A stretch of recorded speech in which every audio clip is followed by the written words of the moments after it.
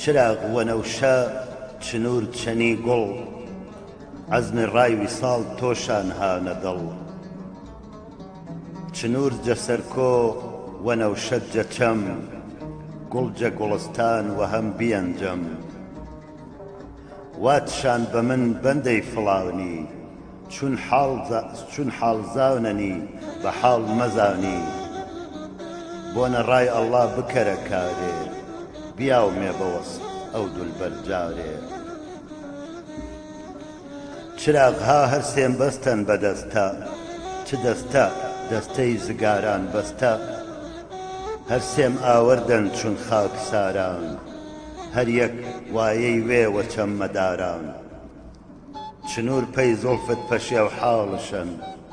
وەنەوشە سەودای خاڵ خەیاڵشن گوڵپەی جەمینت مەسۆچۆ چون شەم جەدووریت نیشتەن نەپای خاوری خەم ساحب پایەنی بڵند بۆ پاویەت ساحب پایەنی بڵند بۆ پاویەت باوایە گێران هەریۆ جەماویەت شایانی باسە حاجی تۆفیقی نەمەر پیرەمێرد ئەم شیعرەی بە شێوەیەکی زۆر جوان گێڕاوەتە سەر زاراوەی سۆرانی سلێمانی پێم خۆشە ئەویشتان بۆ بخوێنمەوە تا زیاتر لە دنیای شیعرەکە حاڵی ببن گیانە وەنەوشە چنوور لەگەڵ گوڵ سەودای دیدەنی تۆیان کەوتە دڵ چنوور لە کێوان وەنەوشە لە چەم گوڵ لە گوڵستان یەکیان گرت سەرجەم وتیان پێم وەرە تۆ ڕابەرمان بە ئەمەمان بۆ بکەوتاجی سەرمان بە ئەوا هەرسێکم بەستن بەدەستە هاتنە خزمەتت بەدەستی بەستە هەر یەک بەڕەنجێ مەرامی پێتە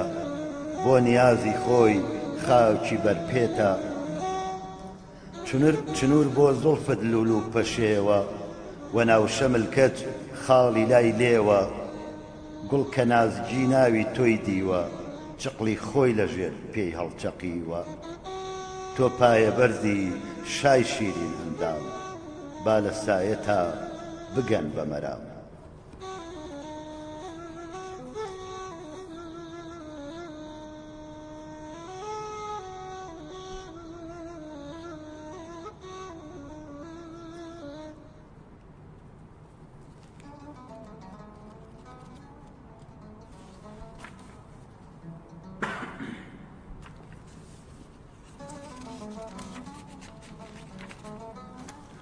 بێسارانی نەمر ئەفەرمێ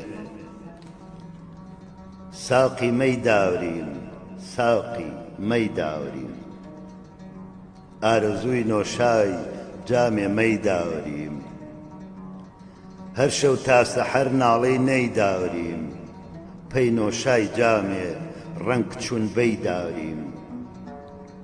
مەتەرس جەتاونەی حەسووداونی بەد جامێ مەی مەکەر جە عاشقان ڕەد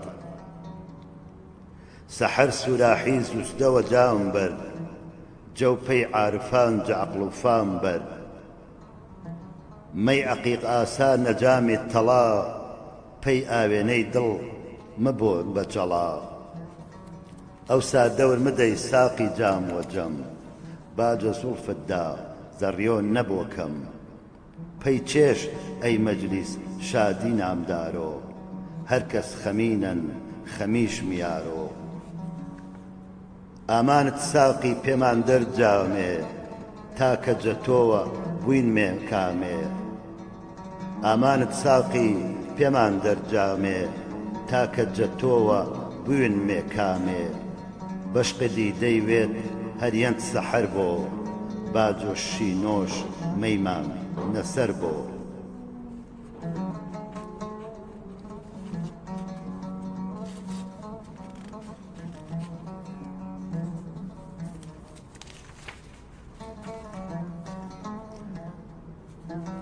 ساقی ناڵەی نەی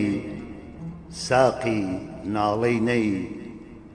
ناڵم زگارن وێنەی ناڵەی نەی جەرگم کەبابن ڕەنگ زایف چون بەی پەی چێژ پەی نۆشای جورعەی جامی مەی باوەس بناڵۆ دڵ بە جەفای زام با سەرنگون بۆ سوراحی نەجام مەی گوڵ خونچە ڕەنگ حەمرا چون شەفەق ساقی بێمەی مەست جەمین پڕ عەرەق پێم دەرە جامێ وێنەی جامی جەم تامر ساکن بۆ دڵجەباری خەم جامێ مەی بەدەست نۆشانۆشم بۆ قەحقەهەی مینا با نەگۆشم بۆ بنۆشۆ جامێ پێم یاوە مەستی بێزار بۆ جەدید دنیا و پەرستی با پڕ بۆ جەمەی سوراحی جامم چەندێ بجێڵۆ دنیا بەکامم